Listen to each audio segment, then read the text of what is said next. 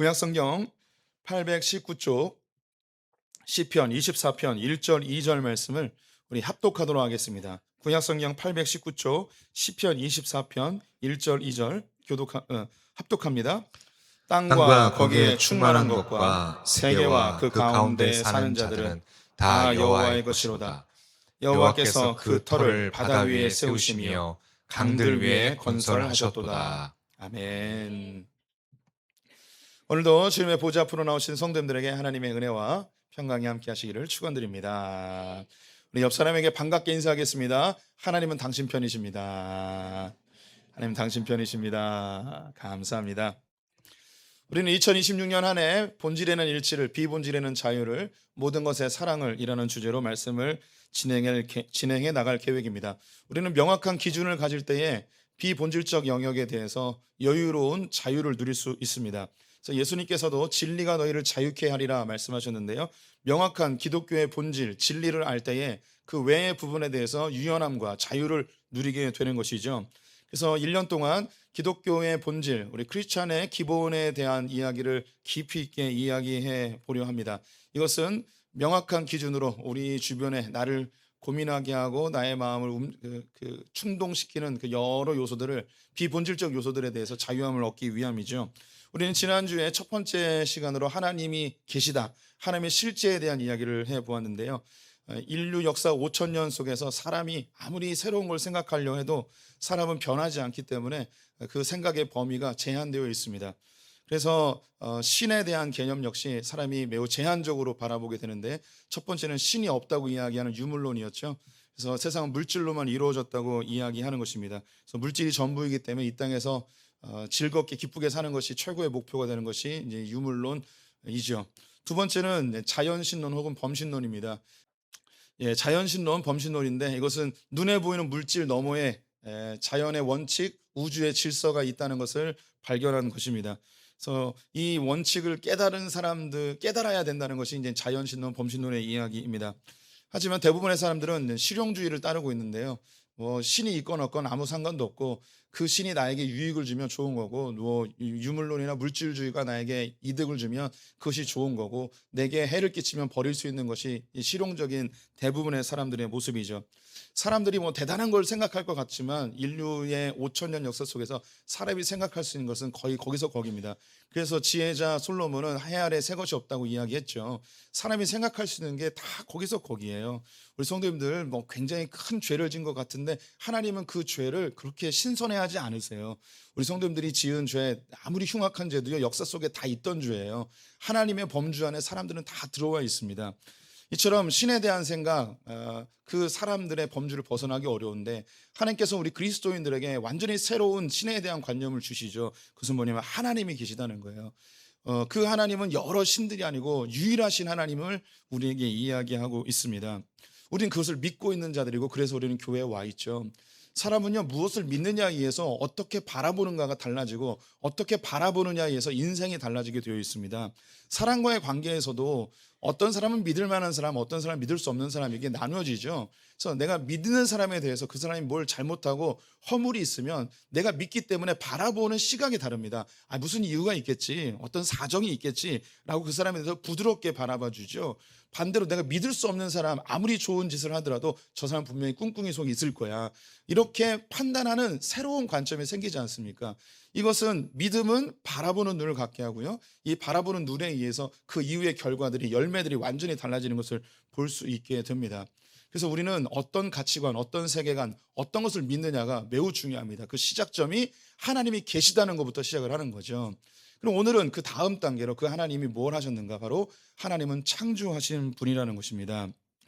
우리 인간들은요, 본질적으로 삶에서 모든 사람들이 벗어날 수 없는 근본적 질문들을 갖고 있어요. 이 세상은 어디서 와서 어디로 가는가? 나는 어디서 와서 어디로 가는가? 이 세상, 이 우주는 어떻게 기원되었는가? 사람은 어떻게 발생하게 되었는가? 이 인류의 시초, 우주의 시작, 인간의 시작에 대한 그 본질적인 근본적인 질문을 모든 사람이 다 갖고 있습니다. 여기 계신 분들이 뭐 인생 가운데 여기에 대한 해답을 얻지 못했을지라도, 우리가 뭐 한두 번뿐만 아니라 수십 차례, 어쩌면 죽을 때까지 나는 누구인가? 나는 어디서 와서 어디로 가는가? 이 세상은 어디서 와서 어디로 가는가에 대한 이 본질적 질문을 계속하게 되어 있습니다. 이것은 뭐 오늘날뿐만 아니라 뭐 아주 오래전부터 계속돼 왔던 거죠. 우리 성도님들이 중고등학교 시절에 윤리 과목에서 이게 그리스 철학자들이 이 세상에 그 만들어지는데 4대 원소 이런 거 배웠잖아요. 물, 불, 공기 뭐 이런 거 배우지 않았습니까? 그런 이야기가 왜 나오냐면 세상이 어떻게 시작되었는지에 대한 궁금증을 다 갖고 있는 거죠. 그런데 신의 개념에 대해서도 신의 존재에 대해서도 이야기했듯이 이 세상이 어디서부터 기원되었는지 그 이야기를 할 때도 사람의 이 생각의 테두리는 거의 제한되어 있습니다. 사람들이 생각할 수 있는 범주는 거의 거기서 거기에요. 5천 년 전에 있었던 사람들이 세상의 기원에 대해서 생각하는 거나 21세기 최첨단 사회를 사는 사람들이 이 세상의 기원에 대해서 생각하는 것이 크게 다를 것 같은데 전혀 다르지 않습니다. 거의 비슷한 생각들을 하고 있죠. 이것은 신에 대한 개념과 비슷한데요. 첫 번째는요, 유물론입니다. 유물론은 현재 이것이 발달해서 진화론으로 나타났죠. 진화론은 이 세상은 물질로 이루어져 있고 이 물질의 충돌로 이 세상이 우연하게 발생되었다는 것을 이야기합니다.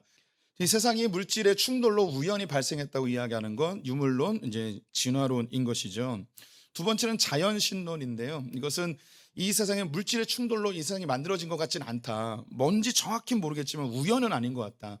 어떤 우주의 기운이나 혹은 이 세상의 어떤 자연의 원칙, 질서 같은 것이 분명히 있고 뭔진 잘 모르겠지만 어떤 절대자나 창조주, 조물주 같은 존재가 있을 것 같다라는 생각을 하는 것이 자연신론입니다. 세 번째는요, 무관심인데요. 뭐 이 인간이 진화되었던 뭐 자연의 원칙과 질서가 있던 이건 뭐 나는 별 관심도 없고 나는 그냥 등 따시고 배만 부르면 된다라고 생각하는 무관심의 사람들입니다. 인류는 이 세 가지의 범주에서 크게 벗어나지 않았습니다. 우리 성도님들이 이 세상의 기원에 대하여 인류의 기원에 대해서 성도님들이 여러 깊은 고민을 할지라도 이 세 가지에서 크게 벗어나지 않습니다. 절대 벗어나지 않아요. 하나씩 한번 살펴보기를 원하는데요. 이 진화론의 경우는 성도님들이 이 진화론을 이게 정말 맞는가에 대해서 깊이 고민하여서 과학자들처럼 연구해서 야 이거는 진짜야, 이건 진리야, 진실이야라고 성도님들이 검증해서 이 진화론을 믿는 사람들은 거의 없습니다. 아마 우리 가운데 아무도 없을 겁니다. 그럼 우리는 진화론을 이제 교회를 다니기 때문에 진화론을 뭐 그 믿는 사람이 우리 가운데 뭐 소수일지 모르겠지만 어쨌든 우리 성도님들이 예수를 믿기 전이나 아니면 지금도 예수를 믿으면서도 이 진화론에 대해서 신뢰하는 분들이 있을 수 있어요. 근데 그 신뢰, 그 믿음이 어디서 형성됐는가? 이건 중고등학교 거치면서 과학 시간에 진화론이라고 이야기해서 우리에게 주입되었기 때문에 그것이 맞구나, 이게 진리구나, 선생님이 알려주고 교과서에 나오니까 이게 맞는 거구나라고 해서 그냥 믿어지게 된 거죠. 이 부분에 대해서 내가 진짜 실제로 검증하여서 믿는 사람은 우리 가운데 거의 없습니다. 아니 모든 인류를 통틀어서 일부 과학자들을 빼고 진화론이 정말 맞는가 검증해 본 사람이 거의 없는 거죠. 이 진화론은요, 세상이 어떻게 만들어지게 되었고 어떻게 진화되었는지를 연구하는 학문이죠. 근데 이 진화론이 가지고 있는 두 가지 아주 치명적인 약점이 있습니다. 그 첫 번째, 어떻게 이 세상이 진화되었는지를 연구했어요. 그들은 이 공로는 인정받아야 돼요. 과학으로 이 세상이 어떻게 구성되었고 어떻게 발전되었는지 그걸 연구하는 학문적 공로는 우리가 충분히 인정해 주어야 됩니다. 하지만 진화론은요, 어떻게를 연구할 뿐 왜에 대해서는 대답을 하지 못합니다. 이 세상이 어떻게 만들어졌는지 이건 대답하고 연구해요. 근데 왜 만들어졌는지, 왜 단백질이 변화돼서 사람이 됐는지, 왜 만들어졌는지, 왜 원숭이가 사람이 됐는지, 왜에 대해서는 그 의미를 이야기할 수 없는 거죠. 두 번째는요, 인간의 존엄성에 대해서 이야기할 수 없습니다. 진화론은요, 강한 놈이 살아남는 거예요. 잘 적응하는 존재가 살아남는 거죠. 그래서 인간들도요, 강한 자가 살아남고 잘 적응하는 존재가 살아남는 거예요. 이 진화론적 사고가 실제로 사회에 적용된 때가 있었는데 그것이 바로 2차 세계대전을 일으킨 히틀러의 나치즘입니다. 이 히틀러와 나치주의자들은 게르만 족속이 유럽에서 가장 뛰어난 민족이라고 믿었습니다. 그래서 이 진화론적 사고를 가지면 강한 자가, 제일 똑똑한 존재가, 제일 탁월한 존재가 살아남아야 되고 그 밑에 것을 다스려야 된다는 생각이 자연스럽게 드는 거죠. 그래서 게르만 족속이 유럽에 있는 다른 민족들을 다 다스려야 되는 거예요. 나치 사람들 그것을 확실히 믿었어요. 그래서 그들은 2차 세계대전을 일으켜서 유럽 전체를 다스리려고 했던 것이죠. 이것이 이 지휘라론적 사고, 강한 자가 살아남는, 잘 적응하는 자가 살아남는 것의 실제 현상이었습니다. 그런데 인간을 강한 것, 잘 적응하는 것, 뛰어난 것, 탁월한 것, 이런 것으로만 그 가치를 인정한다면 이 사회를 구성하는 약자들, 노인들, 병약한 자들, 그들은 존재의 이유가 없어지는 거예요. 이들을 이런 진화론적 물질주의 사람들을 뭐라고 이야기하냐면 잉여인간이라고 이야기하죠. 있으나 없으나 필요 없는 존재가 돼버리는 거예요. 참 안타까운 것은 여기 계신 분들이 다 그런 잉여인간일 가능성이 매우 높습니다. 성도님들이 이 사회에서 꼭 필요한 존재입니까? 아마 이 사회에서 필요 없는 사람 죽이라고 그러면 목사가 제일 먼저 죽을 수도 있을 것 같아요. 근데 저는 예외일 것 같아요. 얼굴이 잘생겼으니까 너무 경직돼 있어서 웃자고 했는데, 사람들을 능력과 그들이 가지고 있는 탁월함, 강함, 이런 것으로만 진화론이 이야기하는데, 이 사회에 구성되어 있는 그 약자들, 병약한 자들, 노인들에 대해서 그들의 가치가 너무 무가치해져 버리는 거죠. 근데 사람의 마음속에는 참 신기한 게요, 강한 자와 약자가 있으면 분명히 우리는 강한 것을 추앙하고요, 탁월한 것을 앙망합니다. 그런데 이상하게 우리의 마음속에 강한 자와 약한 자가 둘이 있으면 우리의 마음이 어디로 흘러가냐면 약한 것으로 흘러가요. 참 신기해요. 제가 그 넷플릭스에서 하는 그 흑백 요리사 2를 봤거든요. 근데 거기에 굉장히 탁월한 스펙들이 있고, 그리고 자신만만하고 이 경연에서 내가 꼭 1등한 것이다 막 이렇게 막 호언장담하는 그런 요리사들이 있는 반면, 무명의 요리사들, 저는 잘 못해요, 저는 여기까지 어떻게 왔는지 모르겠어요 하는 그런 유약한 사람도 있어요. 그러면 저를 비롯해서 많은 사람이 누구를 응원하게 되냐면, 진화론적 사고라면 탁월한 사람을 응원해야겠죠. 하지만 우리의 마음은 어디로 흘러가냐면 연약한 자로 흘러가요. 저를 그 흑백 요리사 보신 분들이 여기 계신다면, 제가 제일 많이 응원했던 사람이 술 빚는 윤주모라고, 이렇게 그 무명의 이렇게 주점하고 있는 이 아줌마인데, 너무 이렇게 여리고 무명한 자인데 응원하게 되더라고요. 근데 저만 그런 게 아닐 거예요. 많은 사람들이 그러죠. 요즘 그 미스트롯 4인가 3인가 하잖아요. 이건 안 보고 있어요. 저는 드라마에 미친놈이라고 생각하시면 안 돼요. 저는 유튜브에 중독됐지 넷플릭스에는 아직 중독되지 않았습니다. 어쨌든 제가 그 1, 2, 3를 좀 보긴 했는데, 이때에 그 이미 현역 가수들을 응원하기보다는 무명의 가수들이 딱 나타나서 어떤 그 애잔한 스토리를 갖고 있으면 모든 국민들이 그 사람에게 이게 응원을 하죠. 이 진화론적 사고를 가지고 있다면 우리 모든 인간들은요, 강한 것, 탁월한 것, 위대한 것, 이런 걸 추앙해야 되는데, 우리 내면 속에는 신기하게도 반대로 약한 것, 연약한 것, 부족한 것, 불쌍한 것을 향해서 우리 마음이 흘러가는 걸 보게 돼요. 진화론이 이런 걸 설명할 수가 없는 거예요. 두 번째, 자연신론인데요. 이거는 우주와 자연 안에 어떤 원칙, 질서들이 있다는 거죠. 때로는 절대적 존재가 있다고 이야기하는 거죠. 물질 너머의 세계를 인식한다는 것, 이건 충분히 존중받아야 되고 칭찬받아야 될 부분입니다. 이런 그 자연이나 우주 너머의 어떤 절대적 존재, 절대적 기운이 있다는 것을 인지한 과거의 사람들은 그것을 신으로 섬기기도 하였죠. 그래서 자연의 어떤 특정한 물체를 신으로 여기기도 하고, 막연하게 우주 너머의 어떤 그 절대적 존재에 대해서 신으로 여기는 그런 우상숭배적 그 악행으로 흘러가긴 하였지만, 그들이 이 세상이 물질로만 이루어진 것이 아니고 그 너머에 어떤 것이 있다는 것을 발견한 것은 참 좋은 것입니다. 하지만 이들에게도 치명적인 약점이 있는데요, 이들 역시 진화론하고 비슷하게 그런 절대적 존재나 절대적 기운, 질서, 원칙, 이런 게 있는데, 그럼 이것이 세상을 만들었다고 친다면 그 약점이 뭐냐? 왜 만들었냐는 거예요. 왜 이 세상의 그 기운이, 우주적 질서는 왜 이 세상을 만들고 우주를 만들고 사람을 왜 만들었냐는 이 근본적 질문에 대해서는 대답을 할 수가 없어요. 이 질문은 우리만 하는 게 아니고 고대에서도 했어요. 그래서 고대의 많은 종교들이 그러면 그 절대자가, 우주적 질서가 왜 사람을 만드는가, 그 질문을 하다가 여러 이유들을 얘기하는데, 많은 경우 신들이 싸우다가 사람을 만들었다 이런 이야기도 있습니다. 최초의 인류의 제국이라고 불리는 수메르 제국, 옛날 고대 바벨론인데요. 이 수메르 제국에서의 인간 창조 신화를 이렇게 설명하고 있어요. 신들이 있는데 상급에 있는 신과 하급에 있는 신이 있대요. 그래서 상위 신들이 하위의 신들을 부려먹은 거예요. 그래서 하위의 신들이 농사짓고 도시를 건설하고 상위의 신들을 섬기고 있는 거죠. 근데 이 밑에 있던 하위 신들이 열받는 거예요. 아니 우리도 신인데 왜 쟤네들한테 우리가 이렇게 고통을 당해야 되는가. 그래서 하위에 있는 신들끼리 회의를 한 거예요. 이 노동의 수고에서 벗어날 수 있는 방법이 뭘까 고민하다가 우리가 우리를 대신해서 일할 놈들을 좀 만들자. 그래서 만든 게 누구냐면 사람이라는 거예요. 그래서 이 사람이 신들의 대속물로 신들이 일할 것을 대신 일하게 하는 그런 존재를 만들었다는 거죠. 그래서 인간들을 노동하게 하고 성을 짓게 하고 도시를 짓게 해서 그 수확물을 가져와 신들에게 바치면 하위 신들이 이거 받아서 상위 신에게 바치는 이런 구조를 만들었다고 수메르 사람들은 생각을 했던 거죠. 왜 이런 이야기를 만들어냈는가? 그들도 고민이 있는 거예요. 그런 신들이 있는데 사람을 왜 만들었는가? 이에 대한 고민. 근데 이 자연 신론에서는 왜 사람을 만들고 왜 세상이 존재하는지 그 이유를 찾아낼 수가 없습니다. 그들은 그냥 이 인간을 자연에 순응하는 자연의 한 부속물 정도로 생각을 하는 거죠. 우리 가운데도 진화론을 믿을 수 없다.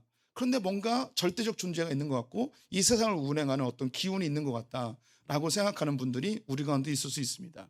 특히 한국 사회는 진화론보다도 여기에 대해서 생각하는 사람들이 꽤 많이 있어요. 그래서 점집도 가고 새해가 되면 사주팔자, 토정비결 이런 걸 보는 거예요. 오늘의 운세, 내가 동쪽으로 가냐 서쪽으로 가냐, 그래서 오늘은 어떻게 생긴 사람을 만나야지 귀인일까, 뭐 이런 생각을 하며 사는 거죠. 어떤 기운, 어떤 이 물질 세계를 뛰어넘는 어떤 힘이 있다는 것을 믿고 있는 거죠.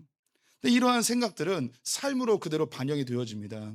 진화론에 있는 사람들은요, 강한 자, 잘 적응하는 자, 탁월한 자가 살아남는다 보니까 자기의 삶을 열심히 살아야 되는 거예요. 탁월해져야 되는 거고요. 다른 사람들에게 뒤처지면 안 되는 거예요. 늘 경쟁하게 되는 거죠. 이게 유물론의 진화론적 사고를 하게 되면 그런 삶을 살아가게 되는 겁니다. 자연신론은요, 이 자연의 흐름에 역행하면 안 되는 거예요. 자연에 순응하면서 살아야 되는 거죠. 이것이 가장 선명하게 나타나는 것이 어디냐면 환경운동가들이 여기에 많이 취해 있습니다. 그래서 자연을 신처럼 여겨요. 이걸 범신론이라고 이야기하는데요. 우리 성도들에게 조금 더 이해하게 되면 성도님들이 좀 주의해서 볼 필요가 있어요. 환경에 대해서는 하반기 때 한번 얘기를 하게 될 텐데, 우리 성도님들이 볼 때 자연이 소중할까요? 사람이 소중할까요? 뭐 대답 안 하셔도 뭐 각자의 답이 있을 거예요. 환경운동가들은 자연이 중요해요. 왜냐하면 사람은 자연의 한 부속품이에요. 그래서 사람이 죽어나도 자연을 살려야 된다고 생각을 하는 거죠. 그런데 우리는 성경적 가치관을 갖고 있어요. 자연보다 사람이 훨씬 중요하죠. 이 자연은 우리가 이용해야 될 대상이에요. 잘 관리는 해야 되지만 사람을 위해서 자연이 존재하는 거죠. 그래서 자연이 사람을 공격하거나 자연이 사람에게 해가 되어진다면 이 자연을 우리가 다스리고 우리가 이걸 통제하고 또는 개발하고 바꾸어내야 돼요. 그래야지 세상이 아름다워지죠. 우리 성도님이 보실 때 이 자연은요, 그냥 놔두면 아름다워질까요? 우리 산속에 가면 겉으로 보기엔 아름답지만 가까이 가면 막 칡넝쿨 막 있고 막 잡초 있고 하나도 안 예뻐요. 사람의 손이 가야지 예뻐지는 거예요. 아름다워지는 거죠. 그걸 경작하다고 이야기하는 거죠. 그러다 보니까 이 시대에 우리가 삶에서 만나는 어려움들, 고난들 이런 부분에 대해서 개선하거나 발전하려 하지 않고 그냥 순응하며 사는 겁니다. 이것이 어디에 제일 많이 나타나냐면 운명론을 따르고 있는 불교 국가나 이슬람 국가에 많이 나타나요. 제가 뭐 한두 번 말씀드린 것 같은데 우리 성도님들이 지도를 펴놓고 불교 국가와 이슬람 국가의 특징이 있습니다. 여기는 운명론에 사로잡혀 있는데 힌두교 국가도 마찬가지고 그 나라는 문화가 발전하지 않아요. 왜 발전하지 않냐면 내 삶에 어려움이 닥쳤어요. 시련이 닥쳤어요.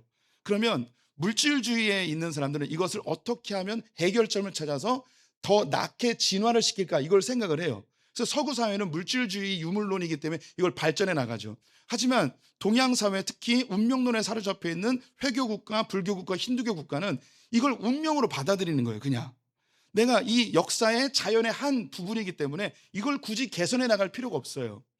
그리고 윤회 사상을 갖고 있는 운명론자들은 내가 지금 어려움을 당했어요. 가난함을 당했어요. 질병을 당했어요. 그럼 이걸 해결하기보다는 내가 이 어려움을 겪는 이유는 뭐냐면 전생에 잘못 살았기 때문에 내가 이런 어려움을 겪는다는 거죠. 그러면 이들이 갖고 있는 해결책은 뭐냐면 내가 지금 착하게 살면 다음 생에는 좋은 환경에서 태어나겠지라는 생각을 갖는 거죠. 내게 지금 닥쳐 있는 운명을, 내게 닥쳐 있는 이 삶의 문제를 해결하는 생각을 하지 않는 거죠. 사회가 발전하지 않아요. 이게 자연 신론을 갖고 있는 사람들의 가장 큰 약점인 거예요. 세 번째는 무관심인데요. 무관심은 이런 진화론이나 자연 신론보다 더 안 좋아요. 이 무관심은 진화론도 관심 없고 뭐 자연신론도 관심 없고 나랑 아무 상관이 없는 거예요. 그냥 나 혼자만 잘 먹고 잘 살면 되는 거예요. 내 가족만 잘 먹고 잘 살면 되는 거죠. 뭐 내가 필요하면 진화론도 받아들일 수 있고, 내게 이득이 되면 교회도 다닐 수 있고, 내게 뭐 미래를 알려준다면 점을 보러 갈 수도 있고, 그냥 자기가 자기 편한 대로 실용주의로 취사 선택할 수 있는 것이 바로 이 무관심입니다.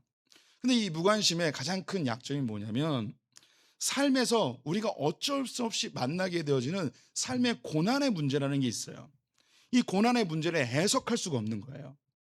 진화론의 경우 문제가 발생하면 이것의 해결점을 어떻게 개발시켜서 발전시켜서 해결할까, 이걸 생각을 하죠. 해결점을 가지고 있어요. 그게 되든 안 되든. 자연신론은요, 내가 문제가 있으면 이것은 내 전생의 죄 때문에 이런 문제가 있으니까 지금 착하게 살아야겠다, 그냥 순응하며 살아야겠다, 그들 나름대로의 어쨌든 답을 갖고 있어요. 맞고 틀리고가 아니고 답을 갖고 있단 말이죠. 그런데 이 무관심은요, 내게 질병이 왔어요. 사고를 당했어요. 회사에서 퇴직을 했어요.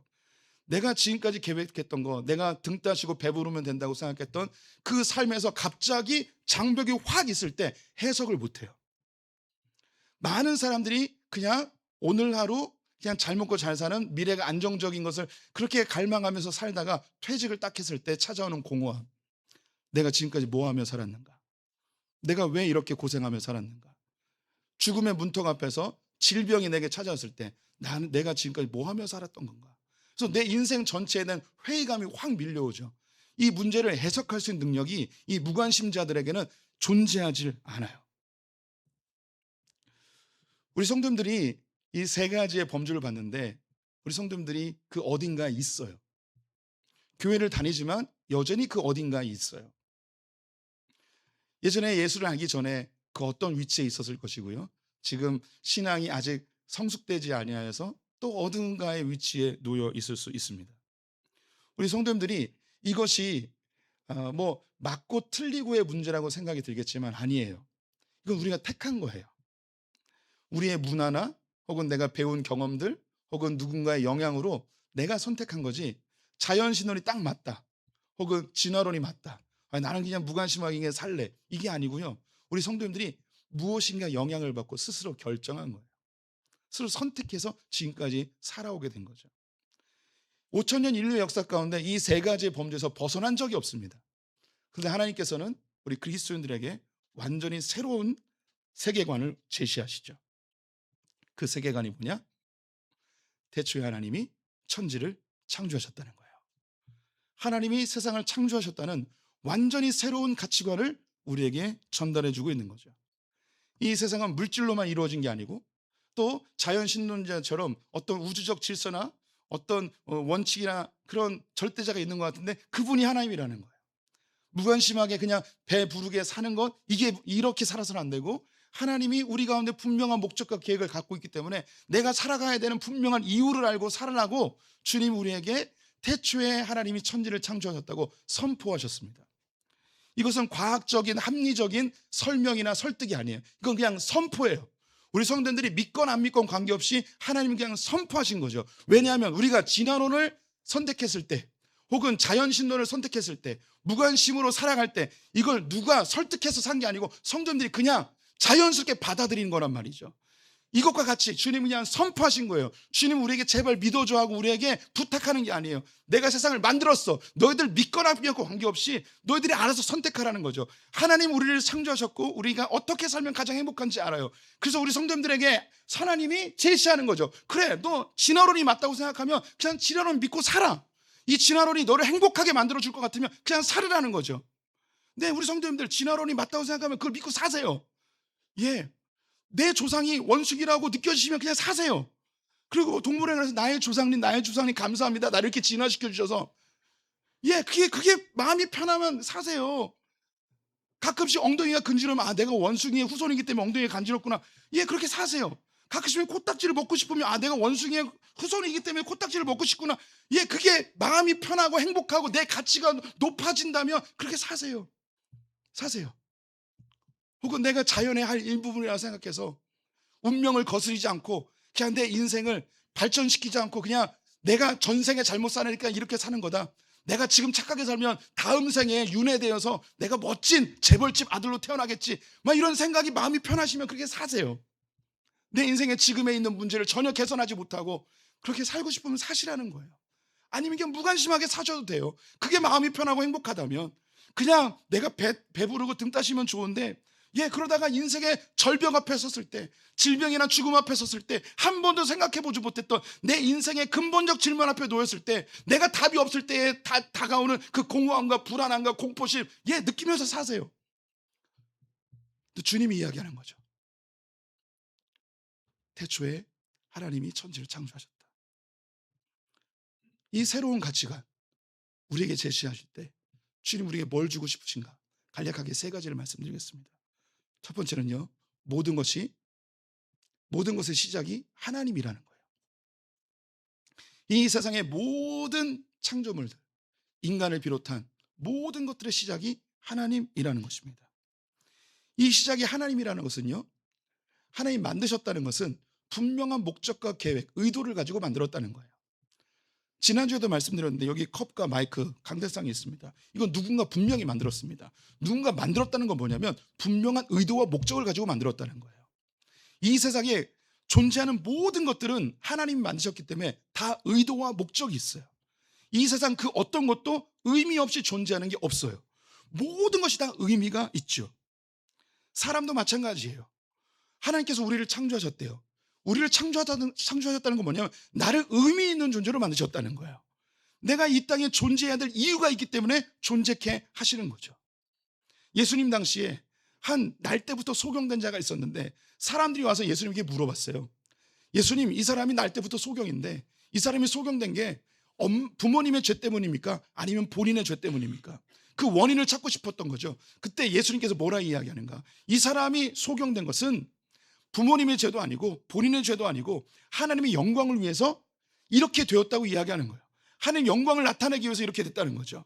이게 뭐냐? 우리는요, 이 세상 속에서 뛰어나고 탁월하고 능력 있고 이런 자들을 가치 있다고 보는 거죠. 그런데 저를 비롯해서 여기 계신 대부분의 사람들은요, 무가치한 존재들이에요. 세상에서 별로 알아주지도 않는 존재들이죠. 이걸 물질주의자들은 잉여인간이라고 이야기하는 거죠. 있으나 없으나 하는 그런 존재라는 거예요. 그런데 하나님이 날 창조하셨다는 건, 나를 이 땅 가운데 보내셨다는 건 분명한 이 땅 가운데 있어야 될 이유가 있다는 거예요.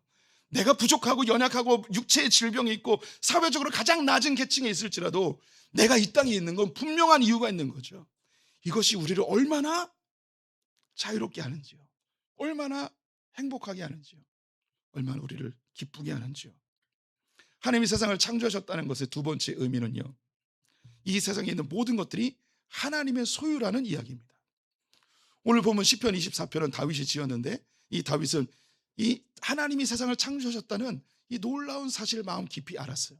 그래서 고백합니다. 1절 2절 말씀 같이 읽어보겠습니다. 땅과 거기에 충만한 것과 세계와 그 가운데 사는 자들은 다 여호와의 것이로다.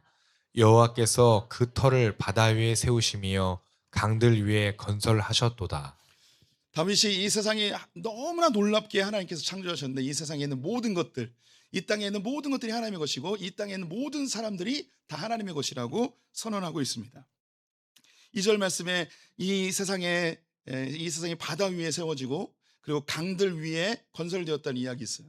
이것은 하나님이 너무나 신비롭게 세상을 만들었다는 표현이에요. 하나님께서 창세기에 바다 가운데서 묻이 드러나라 하여서 물 가운데서 땅을 일으키며 물 위에, 그 바다 위에 이 땅을 세우셨습니다. 또 이 땅 가운데 강들을 흘러가게 하고 눈에 보이는 강이 있고 지하에 강이 흐르고 있죠. 이거 지하수라고 이야기합니다. 이 틀 위에 이 세상이 지어졌어요. 이거 조금 더 이야기해드리면 우리는 눈에 보이는 세계만 보지만 이 땅 밑에 하나님이 보이지 않는 놀라운 하나님의 질서들이 있습니다. 이 세상에 그 지하에 흐르고 있는 이 물들, 땅은 뭐 바위나 뭐큰 암석이나 이런 것들이 있어 그 빈 공간들이 있어요. 이 빈 공간들에 그냥 놔두면 이게 이 지구가 움직이거나 지진이 나면 땅이 막 가라앉아 버리고 엄청나게 요동을 치죠. 그런데 이 지하수가 그 바다 땅속 밑으로 흘러다니면서 지진이 일어날 때에 이 지구가 움직일 때 이 물들이 이걸 다 흡수해 줘요. 그리고 빈 공간들을 물이 채워주고 있어서 이 땅이 막 요동치지 않습니다. 가끔 이 지하수가 쑥 빠져버리면 싱크홀이라고 땅이 확 가라앉아 버리는 게 있잖아요. 그래서 이 성경에 있는 강 위에 이 땅이 세워졌다는 이 이야기 별것 아닌 것 같은데 여기에 엄청난 과학적인 신비가 이 안에 담겨 있어요. 뭐 지금 이걸 다 이야기할 수 없고 단지 이야기하는 건 이 세상이 만들어질 때 너무나 신비롭게 하나님 놀라운 역사로 이 세상을 만들었는데 이 세상에 있는 모든 것들, 이 세상에 있는 모든 사람들이 다 하나님의 것이라고 이야기를 하고 있습니다. 이 세상은 특히 이제 물질주의는 내 인생이 내 거라고 이야기를 해요. 내 거, 내가 내 거라고 이야기하는 거죠. 또 이 세상도 다 사람의 소유라고 생각해요. 그래서 이 세상에 있는 물질들을 이용해서 자기가 부유하게 하죠. 그래서 환경을 파괴하기도 하고 자연을 파괴하면서까지 자기의 이득, 물질만 얻으려 하는 그런 물질주의자들이 세상에 있어요. 또 내 가족, 사람들도 내 것이라고 생각하고 직장인이라면 내 부하 직원들이 다 내 거라고 생각하는, 그래서 사람을 학대하고 물건 지급하고 이런 일들이 물질주의 사회 속에서 늘 있어 왔죠. 동시에 자연 신론자들은 사람이 자연의 한 일부분이라고 생각을 하는 거예요. 그래서 자연에 부속되어 있는, 자연의 지배를 당하는 그런 인간으로 인간을 격화시켜 버리는 일도 있습니다. 그런데 하나님께서는 새로운 가치관을 주는 거죠. 이 모든 세계는 하나님의 것이라는 거예요. 그럼 우리는 뭐 하는 것인가? 이 자연을, 이 세상을 잘 관리해야 되는 사람이죠. 자연이 사람들을 공격하면 이걸 다스려야 돼요. 하지만 자연이 파괴되지 않도록 잘 관리도 해줘야 되는 거죠. 이것이 성경적인 창조의 관념인 거죠. 또 하나님이 내게 주신 사람들, 내 배우자들, 내 자녀들, 이들 역시 내 소유가 아니고 하나님이 나에게 맡기신 청지기로서 살아가는 거죠. 그들 역시 하나님의 존귀한 존재들인 거예요. 내가 소유하여서 마음대로 할 수 있는 존재가 아닌 거죠. 내 부하 직원일지라도, 내가 부리는 사람일지라도 그들은 존귀한 하나님의 자녀라는 이 관념이 사람을 대하는 것을 완전히 뒤바꿔버리게 됩니다. 세 번째, 나의 가치를 새롭게 보게 됩니다. 하나님께서 인간을 창조하실 때에 창세기 1장 26절에 하나님의 형상대로 지었대요. 여기 계신 분들이 다 하나님의 형상대로 지음받은 존귀한 존재들입니다. 창세기를 처음 들어서 읽은 사람들이 누구냐면 애굽에서 종살이하고 모세의 인도를 따라 출애굽한 사람들이 창세기를 처음 읽었어요. 이 전의 사람들은 구전으로 창세기의 내용들을 알고 있었죠. 이삭은 아버지 아브라함에게 듣고 야곱은 아버지 이삭에게 이야기를 들으며 전승되어지고 구전되어졌던 것이 창세기의 내용인데, 이것이 큰 민족이 되었던 이스라엘 백성들에게 구전으로만 할 수 없으니 글로 적어서 명확하게 전달하였습니다. 노예 생활을 할 때 그들은 창세기에 대한 내용을 듣지 못하는 사람들 많이 있었을 거예요.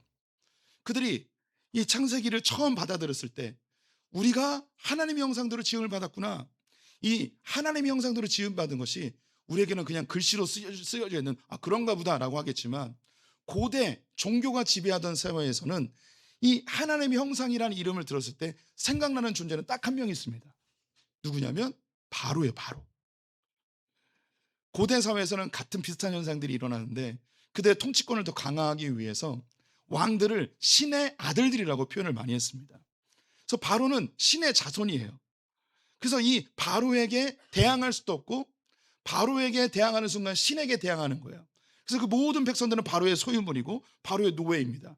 피라밋을 짓고 있는 그냥 소모품들 뿐인 거예요.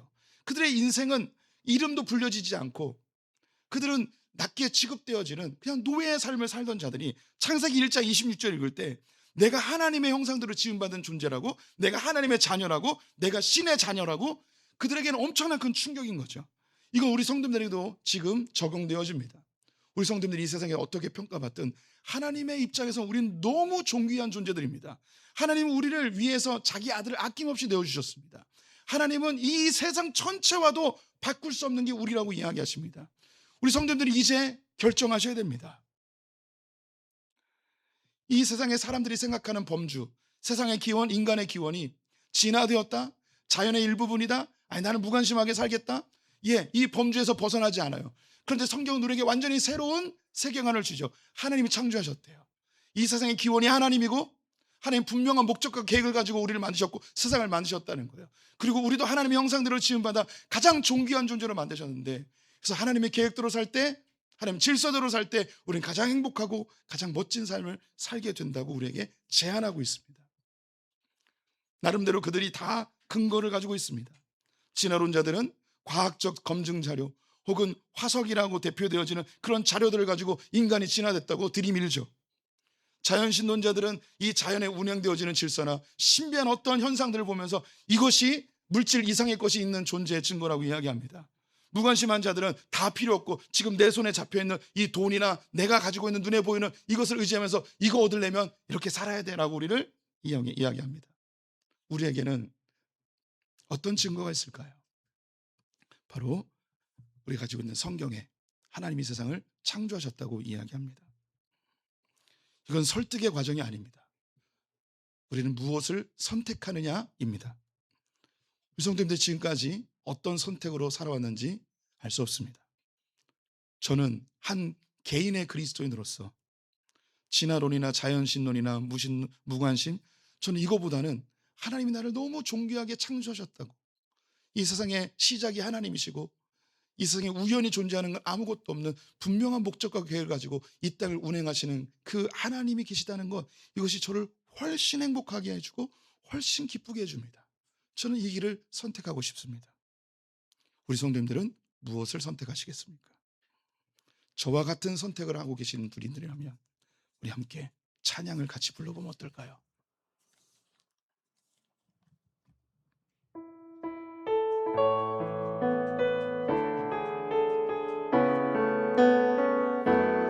이 세상을 창조하시고 지금도 운행하시는 그 하나님의 세계를 찬양합니다. 주 하나님 지으신 모든 세계, 주 하나님 지으신 모든 세계, 내 마음속에 그리어볼 때 하늘의 별 울려 퍼지는 데서 주님의 권능 우주에 찾네. 숲속이나 험한 산 골짜기에서 시정이는 저 새소리들과 고요하게 흐르는 시냇물은 주님의 솜씨 노래하노라.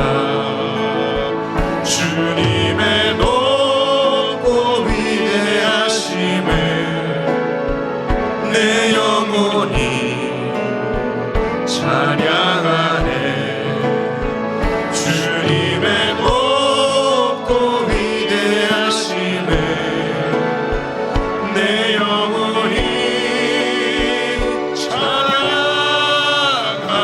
찬양하네.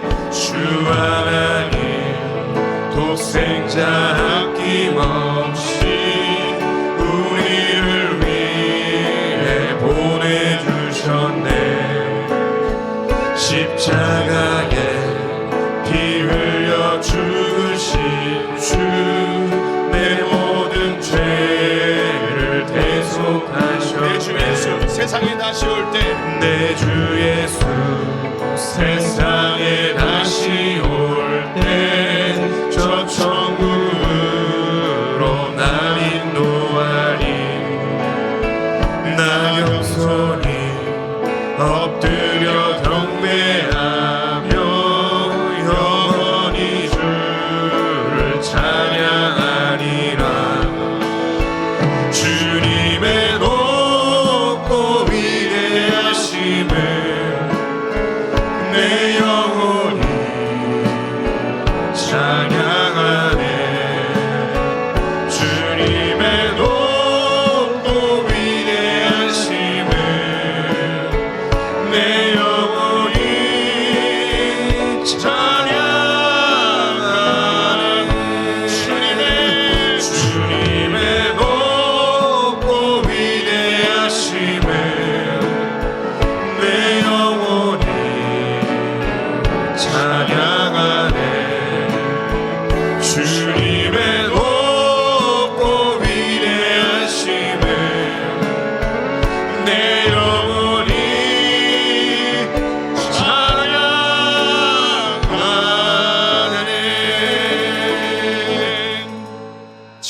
주 예수 그리스도의 은혜와 하나님 아버지의 무한하신 사랑과 성령의 교통하심이 하나님이 세상을 창조하시고 우리를 가장 존귀한 존재로 만드시며 이 땅을 주님의 목적과 계획으로 인도하심을 믿고 신뢰하며 살아가기로 결정한 소풍의 모든 성도들 가운데 지금부터 영원토록 함께 있을지어다.